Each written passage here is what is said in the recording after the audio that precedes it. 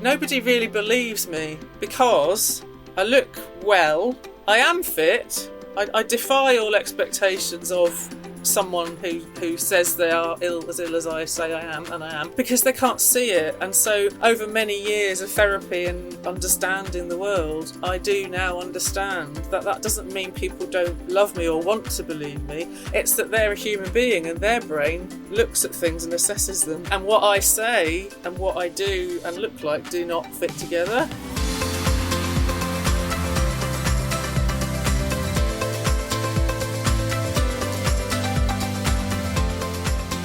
So welcome to the Good Enough Counsellors podcast, and today I am delighted to welcome Elizabeth Turp.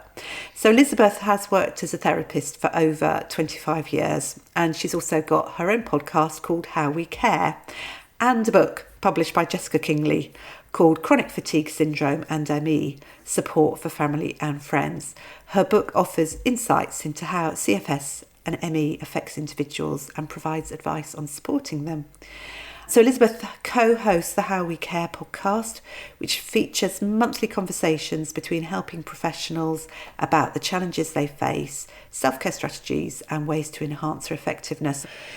I've introduced you, but is there anything you wanted to add to the introduction? Well, it's a lot, isn't it? I think every time I do something like this, I realise how much I have done, and the reason I sort of got in touch with you about possibly talking to you is relevant to that. Because it's about, when I listen to your podcast, it's absolutely wonderful. But with a lot of things in life, I often have to reflect on, well, there's certain ways that a lot of people work in private practice that people like me with chronic conditions can't do. Yeah. And so I reflect a lot on that. And then I have managed to do a lot, but I've done it in a very different way to maybe the average person. Although I was talking to my supervisor yesterday, and she has a huge estimate of, she reckons as much as 70% of counsellors have a chronic condition. Really? Which is really interesting. I should clarify. So when I say chronic condition, I specifically work with invisible,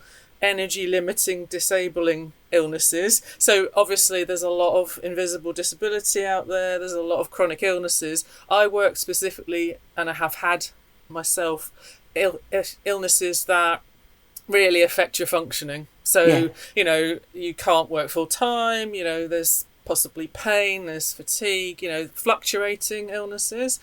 And so I specialise in that with my clients, but I also occasionally help other counsellors who are working like me, trying to work and trying to build their businesses whilst living with a chronic condition. Because as I say, you have to do it in quite a different way. So I think that would be a really interesting thing to talk about some more, and maybe the lessons that you've learned that have meant that you've been able to still offer a private practice and offer work. Because I know it can be difficult, can't it, for, say, consistency of seeing clients if you're actually suffering with illness. And I know this can be, when I've seen people on the Good Enough Counsellors page talking about it, they can feel very guilty, can't they, if they have to cancel clients because they're not feeling well that particular day. I don't know if that's something that you've experienced.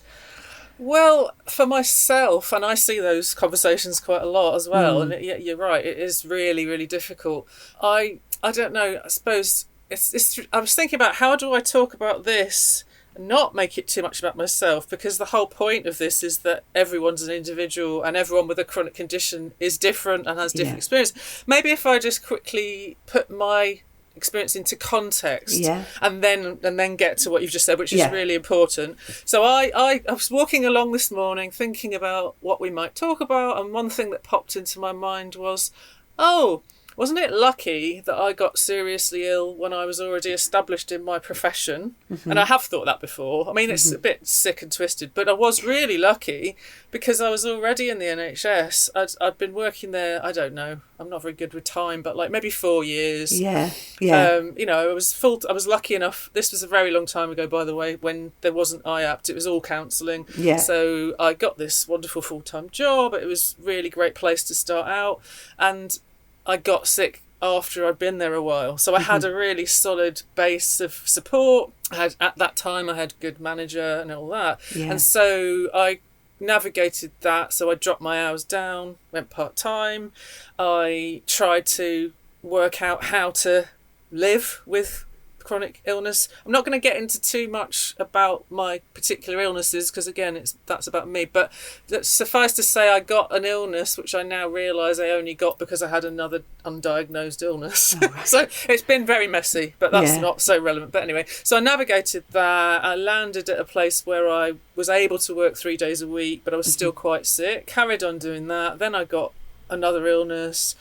Then I had some operations. Then IAPT came in. So in this whole process, like half my career in the NHS was in a counselling service, half of it was in IAPT. So that kind of brought additional challenges. Yeah. And after another few years, I actually left and went to work in private practice. Again, I won't get into that too much. But in that process, I feel like I already was in the work and I already absolutely loved the work. So I feel like that was a really big motivation for me to find a way to do it in a different way. Yeah. Does that make sense? Yeah, it does. It makes perfect sense. Yeah. Because I think if I hadn't had that, I don't know how I would have got through it. Basically. Well, it sounds like it was really horrific. Well, it still is quite bad, but that's like I still have bad health problems now, but because of all that, because of the journey and because of the relative security at the beginning of my illnesses, and then by the time I left the NHS, I had a good solid experience. I had accreditation.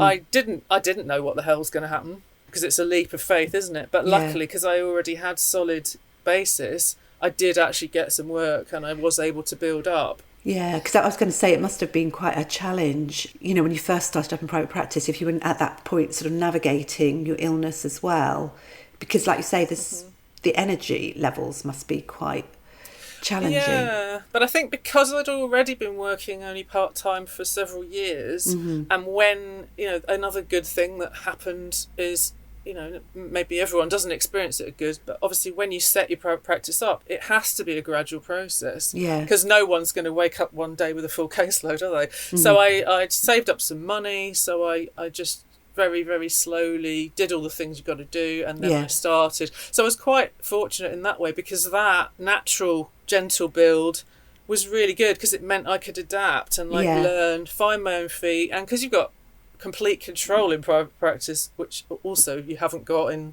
employment, I could work out what was my actual optimum working pattern. Yeah. So whereas in the NHS, I was really well supported and they allowed me to do things differently, but you are there X amount of hours on the days that you work there. Yeah.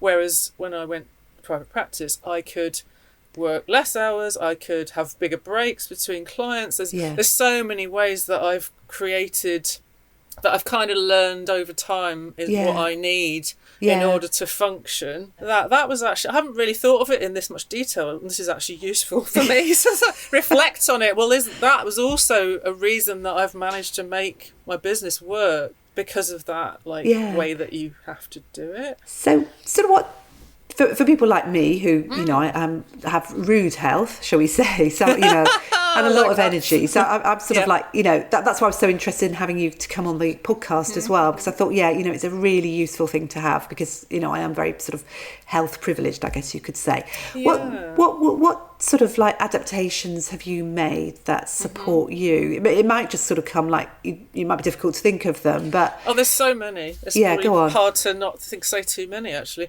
Well, one of them is maybe the most important one, and this is what we talk about all the time on our podcast, is about how, I'm not going to say self-care, because self-care is now a dirty word because it's associated with capitalist buying things. So I'm going to use the word well-being. Yeah. But people will know what I'm talking about. Fundamental well-being practices are completely embedded in my weekly routine. Yeah, go on. There's no arguments. They're okay, so what I'm talking about here is exercise or movement. Obviously everybody's different with what they're able to do. Sleep, rest, chunks of time where there is nothing in my diary is blocked out as to have nothing in my diary. And I think I evolved this as my private practice grew, because I used to be someone who would do everything. A lot of people who end up with really difficult chronic conditions are people that used to do everything. That's a whole other story. But, I would be someone who wouldn't stop in the past. Yeah. And, in order to survive and continue to work, that had to change. And I'm really grateful that it did. So that means that in my week, I've got loads of chunks of time where if somebody gets in touch with me and says, can I have a meeting with you? Or someone's just asked me to do some research and I can't do it in the times they can do it, so I'm not going to do it, Or if a client wants me to see them in a time that I don't normally work, I'm not going to do it. Right? And that might sound really hard-faced and, but actually, if I don't have that kind of boundaried, organised structure to my week, I won't be able to work. Yeah. So it's not a negotiable thing. Yeah. You have to do that. Yeah. I don't mean there's not any flexibility, because there absolutely is. But I work on maximum clients per day, not this is my working day, because I'm lucky enough to have a room that I could potentially use all day and all night. So that requires a lot of that actually requires you to be really strict. Discipline. Really, no, I'm not going to do it. So it does change over time. So another aspect of this which is important is having a supervisor who also has chronic conditions, who gets it, who really, I enlist her every time I see her. I'm like, this is the amount of clients I said I was going to stick to, and I'm obviously doing it myself, but I'm making her check me, basically, because that can change, over not over short amounts of time, obviously, because most of my clients are long term. But at the moment, for example, I only see 12 people a week maximum. That's still quite a lot, though, isn't it? I think it is. Yeah, that's almost a full practice, I think, for some people. I suppose that's debatable, isn't it? I think, but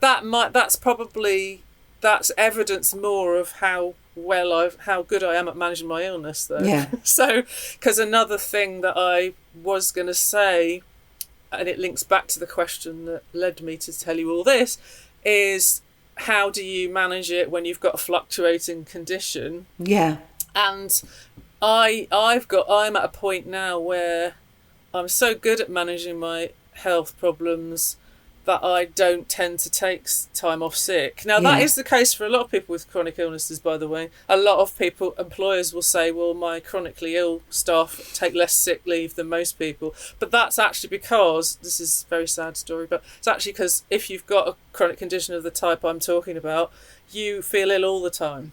So your tolerance of feeling ill is so high that, the way that people can feel on a day-to-day basis, if someone in rude health felt like that, you'd be in your bed going, I'm dying. It's that bad. So because you adapt to that, and there's so much complexity in this, because what I don't mean is you should be pushing yourself when you shouldn't. That's a whole other. It's not that at all. It's being tolerance. Used to a tolerance of a baseline of not greatness, and then so. If you're able to learn how to pace things really, really well, and I don't know, there's all sorts of strategies I use for that. I have a minimum of half an hour between clients. I have equal amount in the morning and then after lunch with a break. It's all kinds of things like that which you cannot do if you're in an agency necessarily, because you've got put them all in, haven't you? There's all sorts of things like that. So for me, and this is not the case for lots of people with chronic conditions, for me, I don't really have time off sick. For my chronic condition. It's going to make it sound like I'm not that ill, which I'm, but that's not true. Now it's sort of like you've developed a coping strategy over time, haven't you? But what it does mean is that, and people are not going to like this, if you want to be able to run a private practice that provides stability for clients, which is really important when you're working with people who've got attachment problems and things like that, you actually have to plan it based on your worst level of health. Oh, that's a good point. And that's quite depressing, because some people listening to this will have a really bad worst level of health, a pretty bad baseline, but then a really bad worst level of health. So that might not be true for everybody, and there may be people that can't get to that level and they have to sometimes cancel their clients, and that'll be what works for them. But for me, the way I manage mine at the moment is to only book what I know I can do, and be really careful, because I feel, I don't know what you feel as a counsellor, but I feel like the difference between the right amount of work and too much work can be as little as 1 or 2 clients a week. Yeah, I agree with you. Yeah. So I have to be very careful because, I don't know, earlier last year I was doing 15 a week, for example. That's too many. Yeah. It wasn't too many then. Yeah. But it is too many now. Right. Because I've been waiting to see a consultant for like 3 years, and so I'm in a place of waiting for more help. Yeah.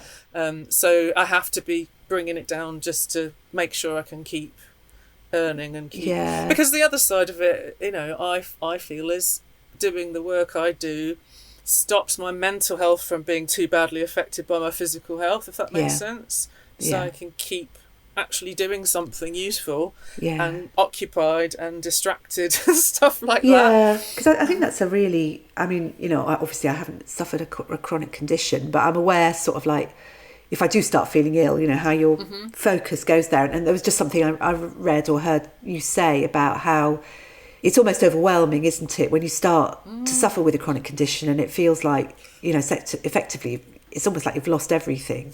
Your life changes. Sometimes you have. I mean, sometimes people get so close to the edge. I mean, I did, and again, I'm not going to get into detail because it's not relevant for other people's stories. But there was points during which I thought I was going to never be able to work again, and that does happen with people with like. Oh, how many have I like 3 chronic illnesses I've had? I haven't got 3 now, but the 3 chronic illnesses I've had, a lot of people who've got them just can't work at all. Yeah. And they're progressive and they can deteriorate. And so that's a whole other world of fear and complexity where people sometimes really need the help to kind of almost stop that deterioration.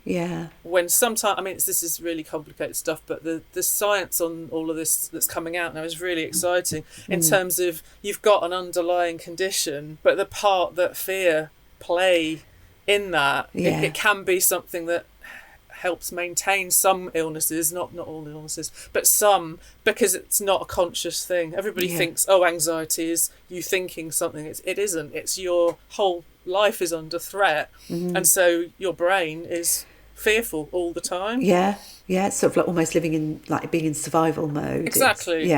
Which is really bad. I mean, that's a whole other thing that I work with a lot of clients on that. But I think it's sort of quite useful for any of us who perhaps we're aware of chronic illnesses, but we're not necessarily aware of the impact of it. And I think it's interesting for us just to hear that and to know a bit more about it, really. So, and it's really tough. And I think the toughest thing about it is that, not the toughest thing, one of the toughest things is it's invisible. So I can I talk to so many people about this. I talk to my friends about it, my family. Like nobody, I'll qualify this. Nobody really believes me because I look well. I am fit. I defy all expectations of someone who says they are ill as I say I am, and I am, because they can't see it. And so over many years of therapy and understanding the world, I do now understand that doesn't mean people don't love me or want to believe me. It's that they're a human being and their brain looks at things and assesses them. And what I say and what I do and look like do not fit together. You read a lovely summary of what I've done earlier on, didn't you? I'm quite impressive. I've done a lot of things.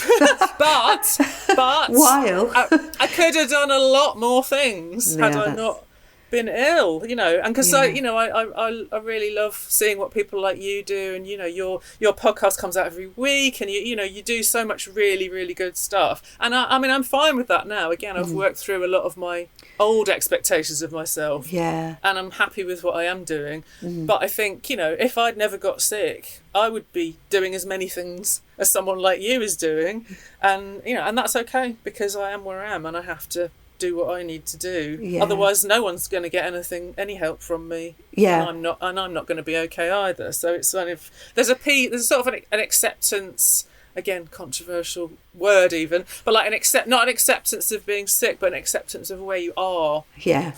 And from there can you build something that is going to be more likely to work, rather than if you're still in the stage of fighting against this awful reality, whether it's a new chronic condition or whether it's a relapse or whether it's a I don't know, you need treatment and you're not getting it or whatever, then you can get very, very stuck in fighting it, which isn't good for it, but it's also not good for your mental health or your kind of decision making. Yeah.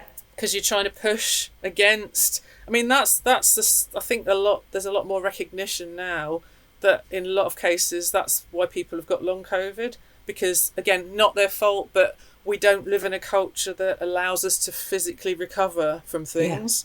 And so a lot of people got COVID, they were sick for a couple of weeks, they had to go back to work in some cases, went back to work, and they didn't ever recover. Yeah, and that's, haven't had a chance. It's just one example of a chronic condition, just because everyone knows about that now, don't they? But, it's not good if you don't have the space that you need to heal, to recover, to rebuild yourself, all those things. And our society, sort of like a capitalist society, it's all about production, get back isn't to work, it? and pretend that you can do what you were doing before and keep pushing it until you have a crash, basically. And there's a cycle there, which is really, really bad, because oftentimes, not just with long COVID, but with a lot of illnesses, people are trying to play that game, and they're trying to, obviously sometimes they have to do the job because they've got a mortgage to pay and they've got kids and whatever. Yeah. They do it and they do it and they do it until their body stops them from doing it, which is the really frightening part, Yeah. And I think I haven't been lucky at all. Lucky's not the right word, but the time of life that I got sick, I didn't have any responsibilities, I had the space and the time. Mm-hmm. I was in the NHS, where you get up to 6 months full pay off sick. Mm-hmm. So I had a lot of privilege at that point in order to have the best chance a person can have. Yeah. And obviously not everybody has that. Yeah. So. Yeah. I'm sort of curious to know, just sort of thinking about. I mean, obviously, when you went into private practice, it was a while ago, wasn't it? So things have changed, yes. But I was just sort of thinking about the impact of trying to work on your marketing, for example, if you've got a chronic condition, and things like the sort of pace, things like social media or whatever, that it can be quite difficult to do that sort of stuff as well. To do all the extras. Yeah. Well, I was thinking about that. I mean, for me, I didn't need to do that much marketing because of the time it was, but also because I'd already got a good career. I wasn't just coming out of training. Yeah. But there are other things that fit into what you're saying. It's like, like, how do I do the work I want to do for my podcast, for example, or how do I, and I think it's really tricky, because if you're having a really bad health patch, sometimes you have to prioritise the most important part, which is, after your own well-being, is the client sessions. Yeah. So sometimes you just do that and don't do anything else. Yeah. But then if you have got some other time, it's like, you're right. What do you prioritise? Because we do have to do marketing more than ever now, don't we? And it's kind of, I guess, pacing it. And I think you've probably said this. I'm sure other people have said this, but I'm sure you've said it about like doing your posts all at once and then scheduling them, like things like that. So saying, well, when you've got an hour, that you can have the attention and focus to do that. Yeah. And scheduling that, I guess it doesn't have to be rigid, does it? But making sure it's part of your routine. Yeah. And then instead of going, I haven't done it, and then having really pressured, and then, I suppose it's different, it'd be different for different conditions and different people, wouldn't it? Mm-hmm. But sometimes it just drops off the bottom. Like there's our podcast, people will go from here, hopefully, and some of them might be interested in our podcast. And I've just been messaging my podcast buddy today going, we should get another one out before this one comes out, because we haven't had one. Like, I really love this. This is a good example of how I live. We haven't put a new podcast episode out for, I don't even know, 3 months, I think it is, because I wasn't well before Christmas, and now my podcast partner hasn't been well. Oh, right. And so we do not try to do it. We honour the whole ethos of our podcast, which is you've got to look after yourself. Like, sometimes I feel a little bit sad about it, because I'm like, well, I'd love to do more, but I don't feel bad about it whatsoever, because it's like, the fact that I've done it at all is quite amazing. No, I think it's sort of interesting, like you say, that there's going to be times where you just have to do what you can do, and let it go, I suppose, is and if that means you can see your clients, if you've got the ability to be flexible and compassionate to yourself, because I think some people are in such a high level of stress, and their nervous system is like this, and so it's more difficult when you feel like that to make decisions about letting certain things go or be able to feel okay about that, because if you can just adapt and go, right, so like say someone's having a really bad health week, look in their diary for next week, they've got client appointments, they've got, I don't know, what other people do, a lot of other things, don't they, meetings, or they've got, they decided they were supposed to be doing their accreditation or whatever. Yeah. If you're going to be hardcore about this and really centre your own well-being, you just cross out everything else apart from the client. Sometimes if it gets really bad, what I haven't done this hardly ever, so any clients who might hear this, I think I've done it once, but once I did cancel some clients. Yeah. Because I didn't tell them that, I didn't say, oh, I'm just going to cancel half my clients and not the other half. Obviously, I didn't do that. But because things were really bad, but I was able to work, there was one time where I did actually move some of them to another week. Yeah. But it meant I could still do something. But then obviously, if you're really sick, you just need to take time off sick, don't you? Yeah. Which is really difficult when you're in private practice because you don't get paid. So, yeah, I know that's the thing, isn't it? Which I suppose that sort of underlines even more that need to be really disciplined around your self-care. Yes, absolutely. I mean, it's, as I said, it is the first thing that I think about and that I plan. And because for me, it's the only thing that keeps me going, really. Like if I don't maintain a lot, and again it's going to be different for everybody, but the things that help me to manage the pain that I'm in, or keep my energy fairly good, are things that I need to make the space to do. Otherwise it's not going to happen. But then I think it is a long journey from feeling that selfish is bad and to realising that selfish isn't selfish. Like I'm sure you've come across that concept, haven't you? To get to land in a place where you can realise that selfish actually means you can do the things you want to do with other people, for other people, in your family. It's not actually selfish at all. But a lot of people, it takes a very long time to come to that, doesn't it? And so that's a big thing that I wanted to bring up as well, which is really relevant to you. You talk about this a lot, is pricing. Yes, I really want to ask you about that. Pricing. Oh my goodness. Because again, you have to really work on your money mindset. I think that's what they call it, isn't it? Yeah. Because if you don't, and I see this all the time in the people discussing this on the Facebook forums, it really upsets me. It upsets me for people who haven't got a chronic condition, by the way.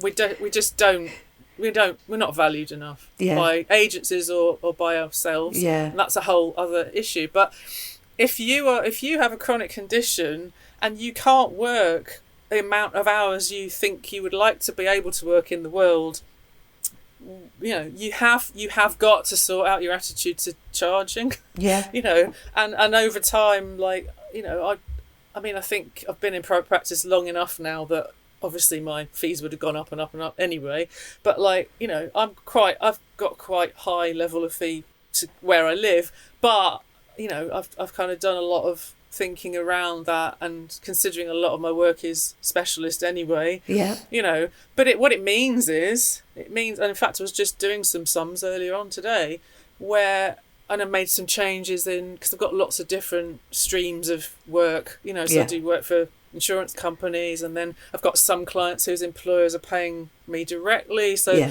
there's some parts of work you can charge more for than you do for your private clients and all of that. And then I do have some reduced rates, but I keep them at a certain level so that it doesn't sabotage what I've just said. You only have a certain number of low cases. So you've got to keep reviewing that, and you've got, and I don't find this easy, by the way, either, because it's awkward, isn't it? I don't think we do. You have to review it. You have to consistently put your prices up every year or 18 months or whatever.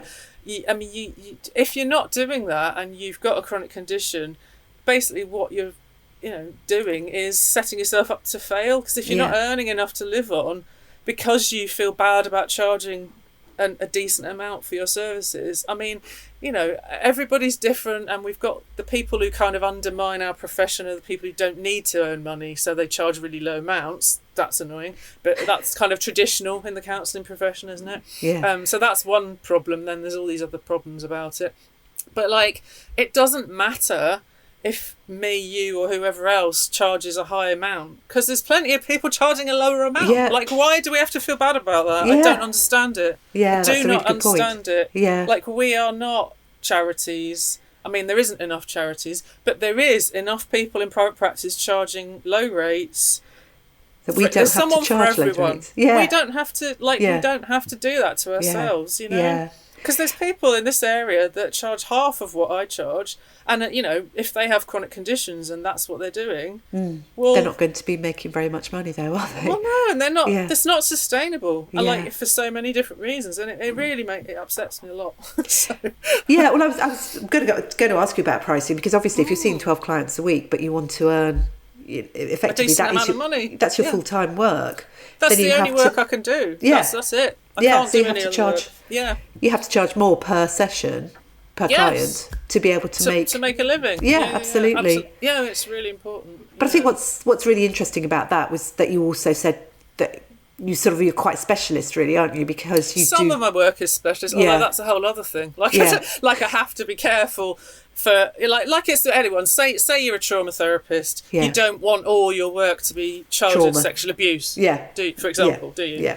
Yeah. So that's another thing I have to make sure I've got a good balance, because you know some work is more tiring than other work. Yeah. You know, like working online, I find a lot more tiring. So I do remote and in person. Yeah. But online is far more tiring. Yeah. So I have to keep an eye on how much of that have I got in my caseload, you know, so you were always like having an eye on what's the balance in my caseload. And obviously there's times where you can't do anything about it because you're working with people, but then as people end and you bring more people in, I'm quite calculated about that. Like I said to my supervisor yesterday, well, now I'm not taking any more remote people at the moment, and I'm not taking any more chronic illness clients at the moment.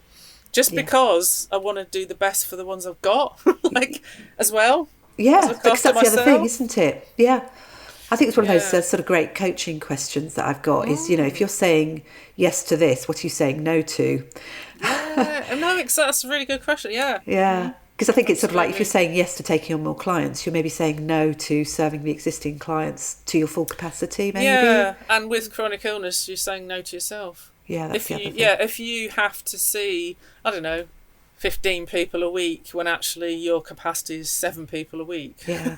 Because you need to, because you've got to pay the rent. I mean, you know, nobody's pretending here we haven't got to earn a certain amount of money. Yeah. Each of us has a certain amount of money we have to earn. Yeah. You know, because I don't know, there are some people who have very wealthy partners who are just mucking about in this profession now, but not many. I think not the majority. Not as many as it used to be. Yeah, I think so. I think it's changed a lot. It's a bit more mixed, isn't it? There's a lot, because I started quite young. There's a lot more people who are doing this as a first career. Absolutely, They've got, like, younger people have got a lot of financial outgoings, haven't they? So this is a real thing that we all have to think about. But I think when you've got the part, I think the fearful part as well is that if you've got a chronic condition, you do not know what's going to happen with that chronic condition, because we can get to a good level of balance, but then sometimes we can get a flare-up, or we can get a progression, or we can get another chronic illness, because there's a lot of overlaps and things like that. So sometimes we just don't know what's coming,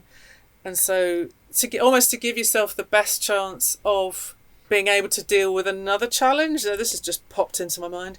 Say you don't look after yourself and you're just overdoing it all the time, and then another thing comes at you. You're much less likely to be able to come back from that, you know. So it's like, and by no means am I saying it's a good idea to sit around worrying all the time about the future of your health. I mean, if you're doing that, obviously get some therapy for that, because that would be really good. But you do need to bear in mind the fragility and the variability, because most of the conditions that I tend to work with are massively fluctuating, and sometimes, I'm sure you've heard of the idea of boom and bust pattern. So a lot of these illnesses where there's a fatigue element, people are usually in a boom and bust pattern, which for anyone who doesn't know, who's listening, means that you can kind of be going along at a certain rate with everything that you're doing in your life, and you're pushing and pushing and pushing, and then all of a sudden you'll have a massive crash because you're just basically well overdoing it. So then you'll be in a crash, and in a full-blown crash sometimes people can't work at all, and then it's almost like having to kind of get yourself back to where you were before, and a lot of times without a lot of work on your own kind of beliefs about yourself in the world, or usually through therapy. I think it's like the only way we can do it, because we need to undo all the things we've been told as young all children that conditioning about what work is, what work means, how we should work, all of this utter rubbish, which is so unhealthy for anyone, for like people who've got no health problems. It is not healthy, the society that we live in. So it's like undoing all of that so that you can allow yourself to put yourself into the picture. If you put yourself into the picture, then you're much more likely to be able to get to a balanced-ish level, because I guess that's why I don't have time off sick, because I'm so good at that. I don't have boom and bust through my own regulate yourself, behaviours. I sometimes will have a crash if I have a flare up, for example. Like when I got COVID, I avoided COVID for 4 years because that's how bad COVID is for someone like me. When I got COVID, it flared up my other chronic illness for 4 months. And it was horrific. And I still managed to work, but I felt like absolute death. It was really bad. And so, I was right to avoid COVID for 4 years because I knew what was going to happen to me. I mean, the other thing, I could have got long COVID, so that was another element that I was trying to avoid. But, even if you're looking at, you're doing your best to look after yourself, then there can always be something else that comes at you. So if you've already got a good relationship to yourself in your work, you're much more likely to be able to do the recovery again. It's like the amount of times I've had to do recovery from the bottom when I was first ill or when I've had operations, because then you've got to start again. Like all your fitness has got to start again from a baseline, which is really awful. Frustrating, I should think, but I've done it and I can do it, but it's not great, so it's like, the more things a person can do to look after their well-being. I mean, this applies to well people also. The more things we can do to look after our well-being, the less likely we are to be feel like we're going to lose everything when something else comes. I mean, it could be bereavement, couldn't it? Like whatever comes at us in life, there's always something coming. We've got a solid basis where we feel okay to look after our own needs. It's going to be much better than if we've still got to do that work. I mean, just listening to you, what's sort of coming up for me is, how you've really had to look at all of this, like you were saying, you really had to unpack it and unpack your attitudes as well. And I guess, it sounds a bit sort of like left field, but the podcast episode that I was listening to you did recently was actually just after the riots, and you were talking about handling difficult news, weren't you? Oh, wow. Yeah. And I listened to it because I thought this is so relevant for now, isn't it, with the news that's coming out of unfortunately America. It is. Yeah. And I sort of think, I don't know how left field this is, but it feels as though there's some connection there in that you're really aware of things that affect you. And I think maybe with those particular instances that you were talking about in the podcast, which was the riots, but could equally apply to what's going on in the world at the moment, that you're sort of conscious of the impact that these things have on us. And so, it's interesting you're bringing up that episode, actually, because I mean, I'm sure you got from the episode, so I live in Liverpool. I know I don't sound like I do, but I live in the area where that was all going on. There was riots just up the road. It was horrendous. It was like the most heartbreaking thing that's ever happened. And I feel like, some people now are kind of dealing with bad news stuff by ignoring it completely, which, if that works for you, that's your choice. But for me as a therapist, that's never going to work for me, because I need to know what's going on in the world. Because clients are talking about what's going on in the world. So for me, because I work in quite a social context, is quite important for me. Awareness of discrimination and all that. We're not in a vacuum, are we? Like we're humans with marginalised identities and stuff like that. So I need to know what's going on in the world. So. And a big thing is making the space for how you feel about something that's happening, isn't it? And finding, I think in that episode, I'm glad you brought that up, because that was a really beautiful experience. In the episode, we talk about the imam who was kind of I don't know, he was embodying the opposite of what was going on. And it was absolutely beautiful. And it's it's like finding those parts, those things, that hope in the world. Yeah, focusing on the get you through good people almost, in a sense. Yeah. I actually went to see him speak and everything, and it was just, it was so beautiful. It was like, you know, because otherwise you just I think you would lose your hope. Mind. It's just too much sometimes. And like you say, the stuff that's happening in America, it's just... I think for me, the stuff that's happening in America is so ridiculous that it occupies, even though I know it's real and I know it's really bad, it's occupying like a comic part of my brain. Yeah. It's like, that's so silly that it's not that threatening. I mean, it's all right for me because I'm not there, am I? But like, it's just so ridiculous. It's like, but it is terrible. So, and I think it was something that you sort of talked about that spoke to me, and that's, I mean, obviously there was the bit about the man and you know, the way that he really tried to reach out to people and have conversations with people and the difference that he made. But also I think there's sort of something around recognising, you know, where we can take action, and that sometimes, because I think you said, you know, you joined a march, a protest against the racism, and you know, this sort of, where can we take action and where we can express our agency.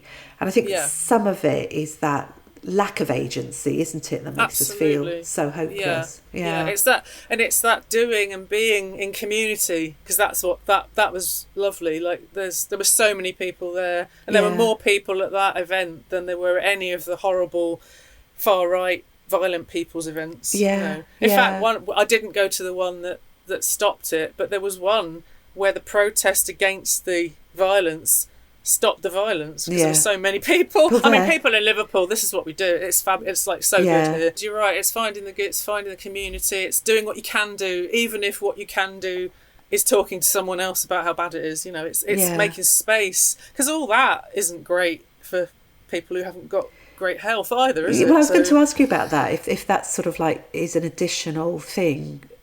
You know, it might even add to even a greater sense of help. I can't really do anything because, you know, I don't know. I think I'm all right with that. I think because I've had to make peace with a lot of things that I can't do in life, that sort of also falls into that category, if that makes sense. Yeah. I think also when you do this type of work, and if you love it, I've actually now got the attitude, well, this is going to sound really cocky. I don't know how to put it any other way. It's really bad. It's like, if I couldn't work anymore now, I know that I've done some good in the world. Yeah, you've left a legacy. I felt like that 10 years ago, so that's nice, isn't it? Yeah. But now, if I only saw 3 clients a week, I know I'm doing something useful. Yeah. Whereas I think a lot of people in my life, you know, a lot of clients I work with, they have jobs and they feel utterly pointless, and they feel like they don't like them and they don't see any impact, and I'm like, that's more common, isn't it? So I think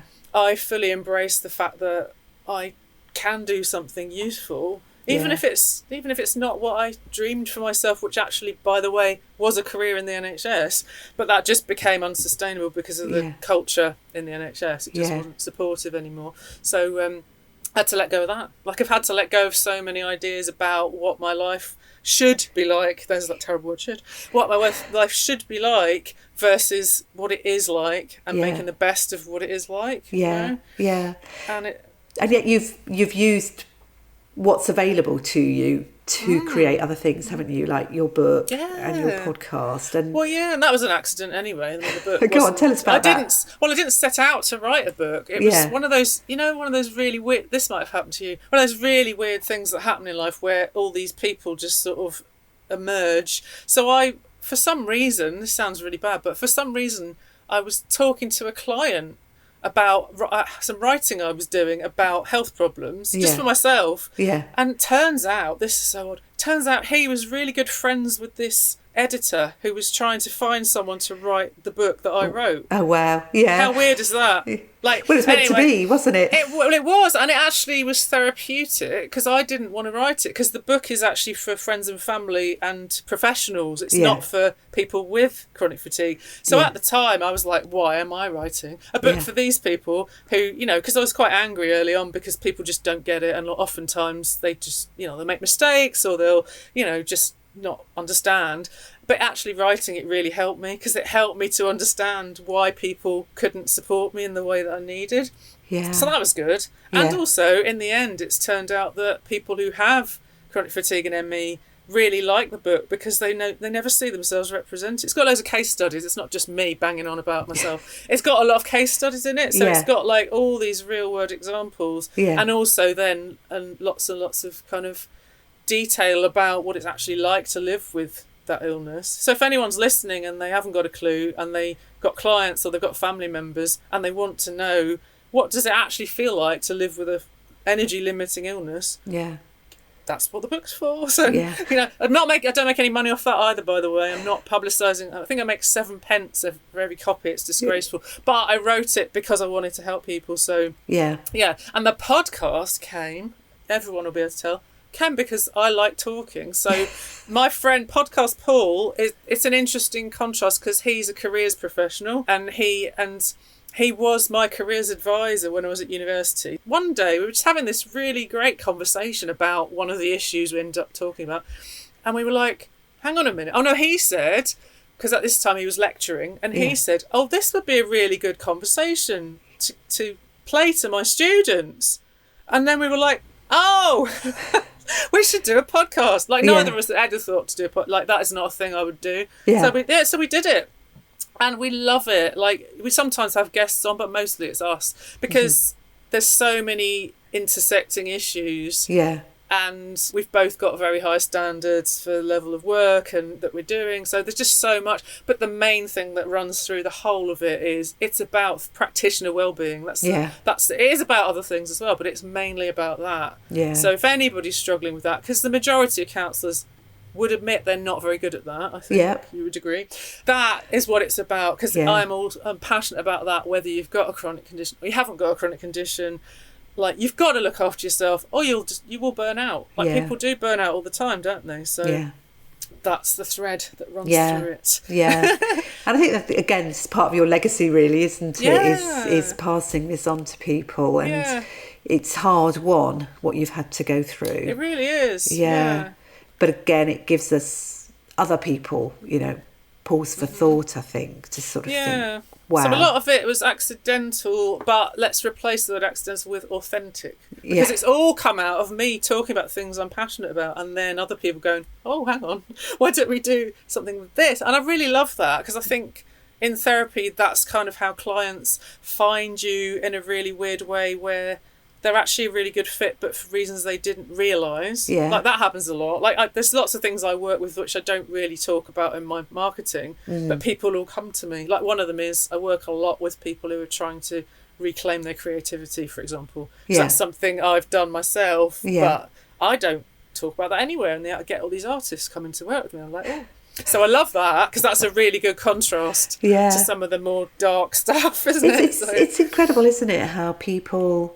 There's just something about, I think it's just something about the way you might write, or they just know, don't they? They know. It's beautiful, because you get these people. And I think, when I work a lot with people who've been ill for a very long time as well, and they've seen everyone under the sun they've seen, but they've never seen anyone who gets them before, which is really bad. Like, I mean, I've experienced that as a patient. It's awful. Like, a lot of doctors don't understand it. Because they haven't had it, whatever it is. There's a shortcut. There's a shorthand in speaking to someone who actually knows what fatigue is. Because fatigue is not tiredness, Like, there's all that, and I think that's what, to really feel seen.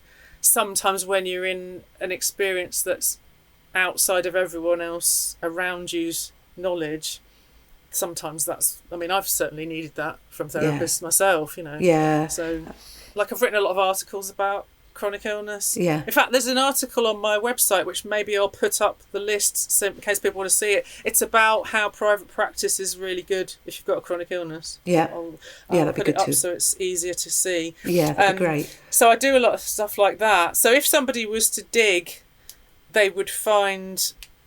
I mean, I've written articles for the BACP about chronic pain, for example. So people sometimes find it's not because I'm saying this has happened to me, or but it's the authority in it, so they know it.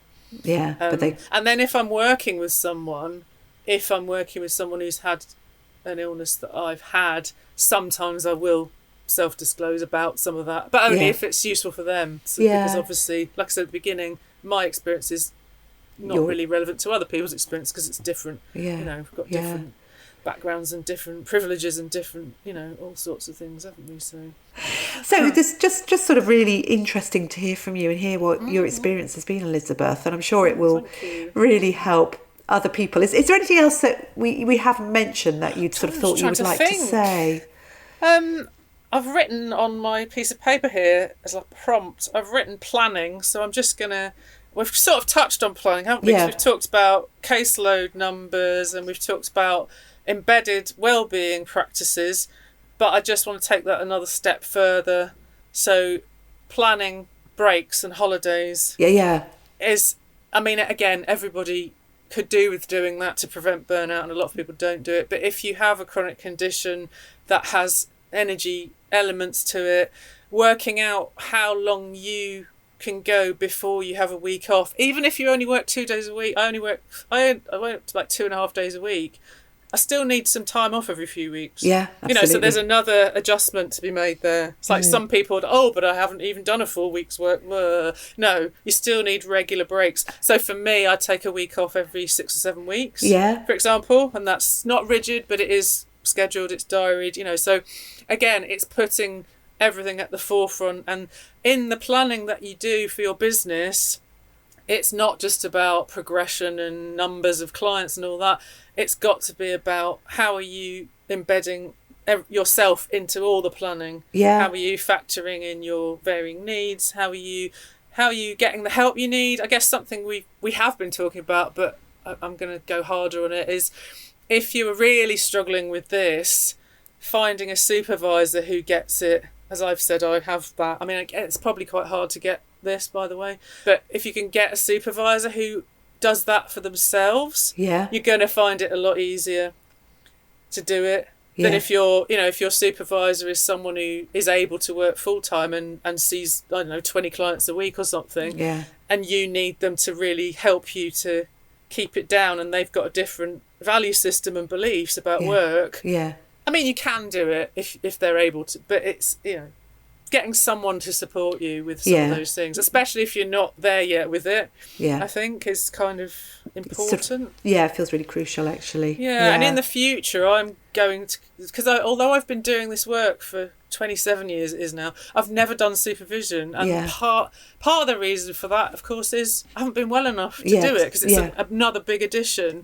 But recently a couple of people have asked me if I would do it, so what I'm going to do is I'm going to do some kind of supervision training, and then maybe later in this year I might open that up, but it will probably only be for people with chronic conditions. So it's a really good idea, being the person that I'm just talking to you about, basically, because it's specialised. It's like special, and I think there is, well, I've done a bit of market research, actually, not like me, but there is a market for that.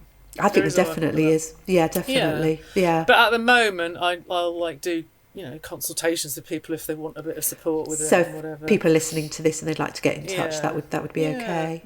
Or just listen to the podcast, because it's, I mean, even though we don't do it very often, there's quite a lot of episodes there. I think there's like 27 episodes or something, isn't there? So so they can pick stuff up from there. And there is actually one episode which is specifically about working and training when you've got a chronic illness. Oh, brilliant. So that's one of our guest episodes.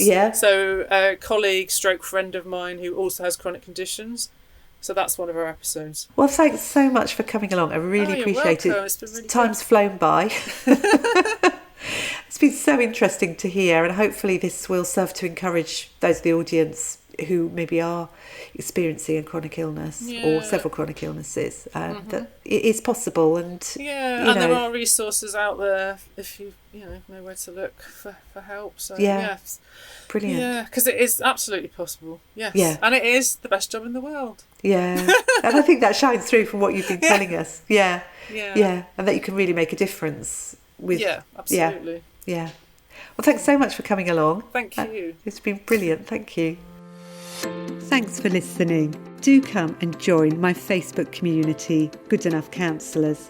And for more information about how I can help you develop your private practice, please visit my website, josephinehughes.com. If you found this episode helpful, I'd love it if you could share it with a fellow therapist or leave a review on your podcast app. And in closing, I'd love to remind you that every single step you make gets you closer to your dream. I really believe you can do it.